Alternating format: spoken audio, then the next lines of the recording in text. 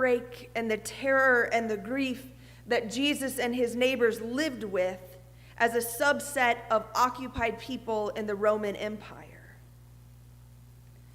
And so as Jesus is sitting around with his friends and his disciples and his neighbors, they said, "Hey, did you hear about?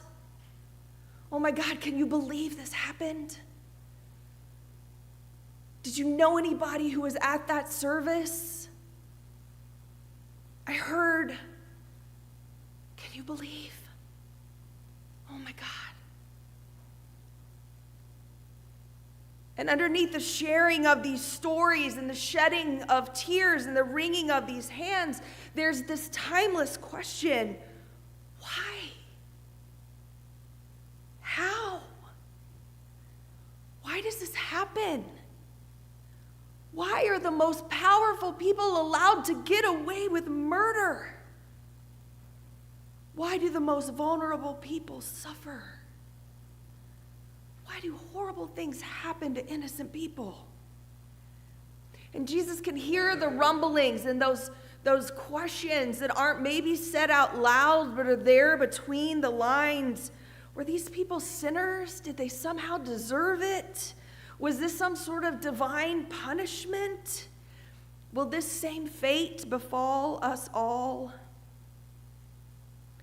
And to this logic, Professor Jeremy Williams says that Jesus emphatically says no. He looks at the people among him and he says, no. This didn't happen because these people were any more sinful than anyone else. They didn't deserve it any more than anyone else. And he refutes this logic for a couple of reasons. First, he wants to point out that the decisions of Pilate and of Rome and the agents of the empire are not synonymous with God's justice. And ultimately, what Luke is doing here is using Jesus' discourse to prepare the audience so that eventually when Jesus is executed at the hands of the Romans, it's understood that God didn't kill Jesus and neither did his fellow Jews. That the empire is moving of its own accord, and this isn't God's doing. And second, Williams wants us to realize that Jesus is pointing out that bad events occur not as the result of human iniquity or divine penalty. The bad things just happen, and that it's part of life. The towers fall, and people are crushed, and when there is so much power in the hands of an empire, that people can murder vulnerable people and think they can get away with it. And it has nothing to do with the sinfulness of the people who are doing the worshiping and everything to do with the sinfulness concentrated in the power of the empire. And let us not get that backwards. But then Jesus says, we can't keep on keeping on this way, or else we're all going to wind up with this same fate. Things have to change. We have to change. And the word that Jesus uses in this text is repent. And if you're like me, and if you grew up in some sort of evangelical conservative Christianity, that word comes with a whole lot of baggage. And right now is the point when you want to check out, right? I see you. Don't check out, okay? Stay with me just for a minute, okay? Because I know for a lot of us, that word has been individualized, right? And we think it means our individual sins and we have to repent. And there's a part of that, right? We are individual people who have a tendency to do individual things. But remember, as a whole, this is a collective project that we are on. Right? We are a community and a kingdom. And there's a way that we together need to make some collective changes. And more importantly, I think for so long, one of the ways when I think about repent, I wasn't ever taught what repent actually means here. And it quite literally means to change your mind. Change the way you think. Change the way that you are invested in this world. Change the way that you interact with the empire as it moves and has its way in this world. Jesus says, what he's alluding to is that we have to change our minds about how we tolerate the injustice and the unrighteousness that is happening as we speak. We have to change our minds in a way that will allow us to change our actions. Professor Williams says that this means that we return to a kingdom of God way of being in the world. It can even mean a go home. Return to home.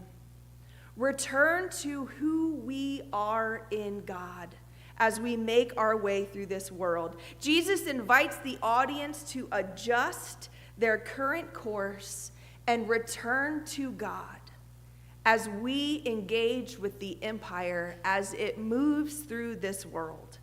Because if we don't, it's going to keep happening, and we're all going to have the same fate. Here, Williams says that having the same fate means that we're all going to be caught suddenly and unprepared for catastrophe after catastrophe after catastrophe.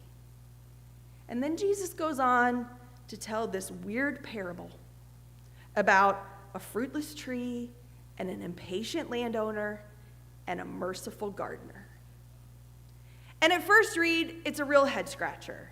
And you're like, what's going on here? This doesn't make any sense. And it's tempting just to shrug our shoulders and move on, especially because the next few parables about like mustard seeds and yeast are way cooler and easier to make sense of.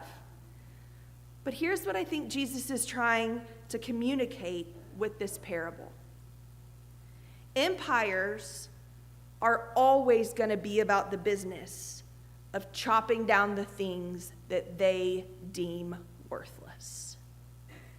Whether it's fruitless fig trees or departments of education, Galileans in worship or civil liberties for our trans siblings. These destructions will come on a whim, and they're going to change on a dime, and they are as fickle as whomever is in power. And sometimes, as kingdom people, the work that we do will affect who's in power, and we may be able to limit that destruction, thanks be to God. But most of the time, we will have very little control over those powers and principalities.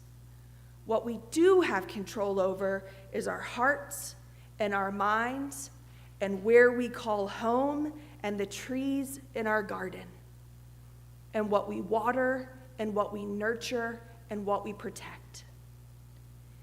In her Sunday Musings email, Diana Butler Bass asked this question. This is what she imagines the people in Jesus' crowd saying. But how? How do we do this work, Jesus? How do we resist the empire without becoming like Rome? How do we defeat the empire without giving violence for violence? And in answer to these implied questions, Butler Bass says that Jesus tells this story. He contrasts the murderous reign of Pilate to a garden with an unfruitful fig tree. And when the owner of the vineyard orders the gardener to cut down the tree, the gardener instead begs for mercy and says, "Sir, leave it alone. Let's give it one more year. Let me do a little tending. Let me take care of it. Let me nurture it a little bit." And